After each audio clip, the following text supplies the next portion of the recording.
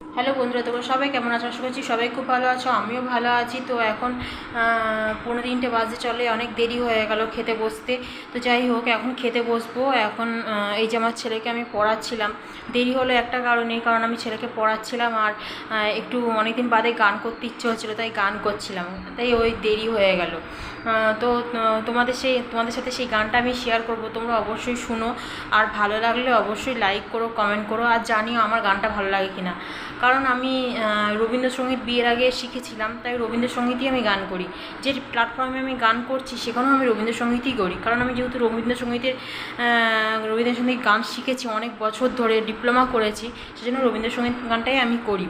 তো তোমাদের ভালো লাগলে অবশ্যই আমাকে কমেন্ট করে জানিও, লাইক করো। অন্তত যদি কমেন্ট না করো, যদি বাজেও হয় তাও প্লিজ বলো, আর লাইক করো আমাকে, আমার চ্যানেলটা সাবস্ক্রাইব করে দিও যদি নতুন হয়ে থাকো, ঠিক আছে?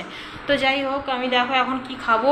এখন এই যে ভাত, আর এদিকে ডিম সেদ্ধ করেছি, আর এদিকে ডাল, আর এটা হচ্ছে উচ্ছে আলু সেদ্ধ, আর এই যে গন্ধরাজ লেবু, আর এদিকে হচ্ছে আলু পেঁয়াজ, এই মসুর ডাল দিয়ে পেঁয়াজ দিয়ে বড়া করেছি।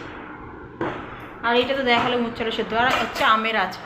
এই দিয়ে খাবো ভাত আজকে, কারণ এর থেকে বেশি কিছু করিনি, কারণ মুসুর ডাল পেঁয়াজ দিয়ে বড়া এই দিয়েই তো ভাত খাওয়া হয়ে যাবে।